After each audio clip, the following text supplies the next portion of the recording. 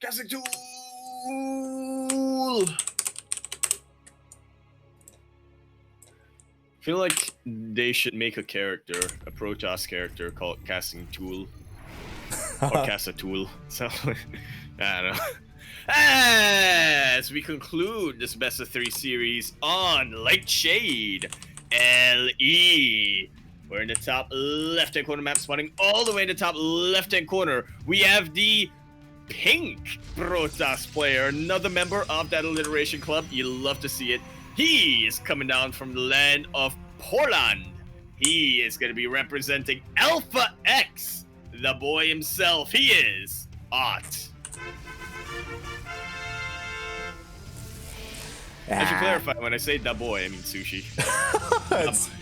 Spawning in the bottom right-hand corner of Light Shade LE, we have the Russian Terran player, the blue Terran, representing Team Starcom. It is BratOK. BratOK. I was gonna say I have a confession to make. I've been calling him BratOK. God damn it. Every single time. I'm pretty sure it's BratOK. I've heard casters say that before. Yeah. Well, then again, I've also heard casters say Zigua. It's true. And Jeshi. You're calling out pig right now, is what you do. Look, I didn't want to name names here.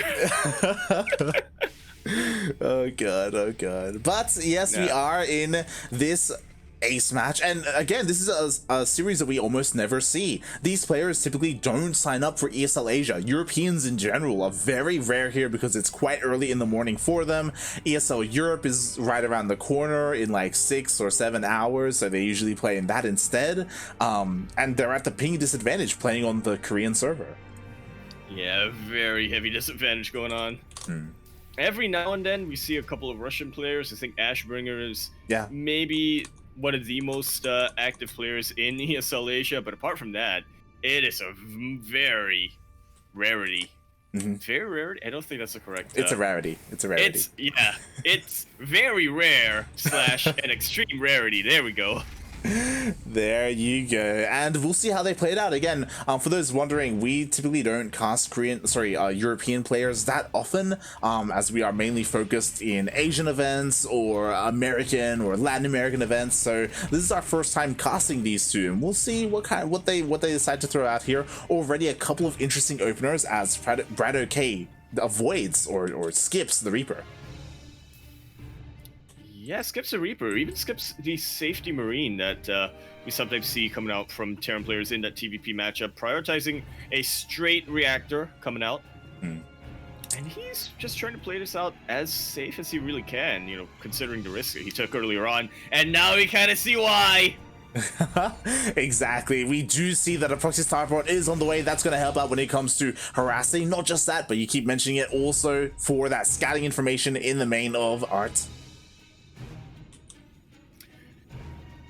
So not in agreement over here. Nice SimCity coming out from ArT. He's gonna block a Reaper from coming in, but that Reaper ain't coming whatsoever from BratOK. Yeah, this is all nicely bunched up in position to be scouted by the air unit that comes out from this starport. Meanwhile, we do have an Oracle going across the map, and this is the danger, right? BratOK, because he skipped that Reaper, he has no idea that there was a Stargate opening, so I don't think he has anything in preparation, nothing whatsoever. Uh-oh.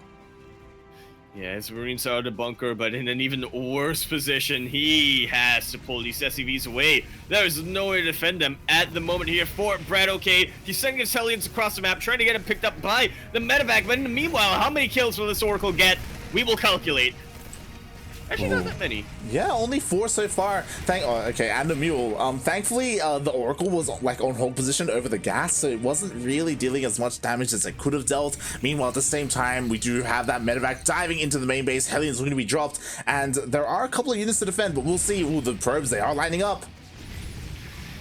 Yeah, but the SimCity and the body blocking from the units here for ArT is doing a pretty fantastic job. That said, that's a very long main, and long main? Well, yeah, I guess it works out. Very large main, and it does take a while for the units to get in. Oh, that it does. And in the end, only one probe has gone down this game. Oh, but he dives back in. He doubles back. And he might be able to get a couple of probes. He's not targeting them, loses one of his Hellions already. And he's getting a little bit of damage done over here. Does get a very nice scout as well, right into that wall of production that that ArT set up. Can he get even more probes here? He does get a couple more. Wow, 7 probes in total do go down, only to 4 Hellions, so that was really nicely done. Not just that, but he was also able to scap all the production in the main. Yeah, he knows that it's not going to be a heavy Stargate commitment coming out from ArT. No Phoenixes to worry about at the moment. He's just setting up, getting prepared for this Gateway follow-up. Just looking at that main base, hopefully BratOK has something prepared for the potential blink. Yeah, this is scary. Like, he saw the Twilight Council, he saw that it was researching. He should be aware that blink is a very real possibility, as it's quite common in this matchup. He has 1 tank covering the low ground. Oh, he does have plenty of Marines and a Cyclone here in the high ground. Yeah, I'm loving that Cyclone pick over here.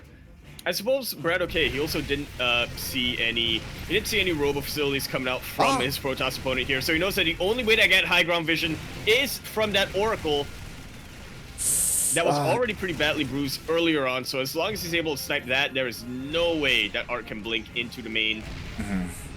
Yeah, but at the same time, 2 Adepts did sneak into that mineral line, so a bunch of SCVs were going down. The tank went down as well. There isn't quite high ground vision. The Oracle has to move over if he wants to blink into the main. The recall gets forced over here. I'm not sure what that was. Over on the I think it was a Banshee on the other side. GG? GG? Yeah, it's a Banshee on the other side of the map that's is going to town. GG is called? I'm assuming? Might be a disconnect. GG.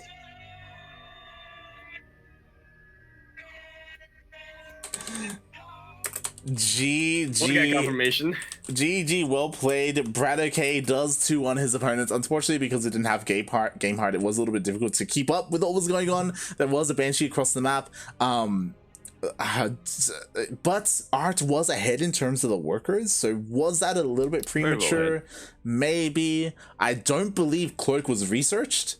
It was researched at the end. If it was researched, then that's GG, because he had yeah, honestly, he already used the Oracle energy earlier on. Yeah. It would take a while for it to either regain up the energy or to get another Oracle out.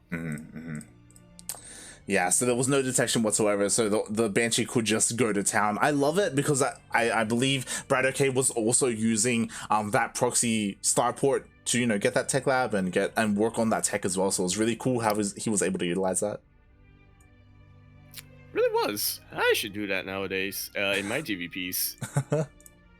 If I ever encounter a Protoss player in the ladder, it feels bad. Feels bad, man. I just want to play. Can I have one TvP, Blizzard? And I just say, no! You play TvZ and you enjoy it! And we do have confirmation for one of our quarterfinal matches going on over here. It is going to be a PvZ, Creator versus Dongray Gu. We'll see if, I think Pig might have his eyes on that, but we'll... Actually, you know what? I can check. I'm not the production today. This is true. This is true. So we do have 2 series starting up at the same time. It does also look like Dark versus Silky already. No, that's about to begin as well. Ooh. So we have 3 series before us. We have a ZVZ with Dark versus Silky. We have a TVT with BratOK versus Cure. And we have that ZVP with DRG versus Creator. No mirror matchups. Oh, wait. 2 mirror matchups. So, yeah. Okay. Like, management really did really messed you up, didn't it?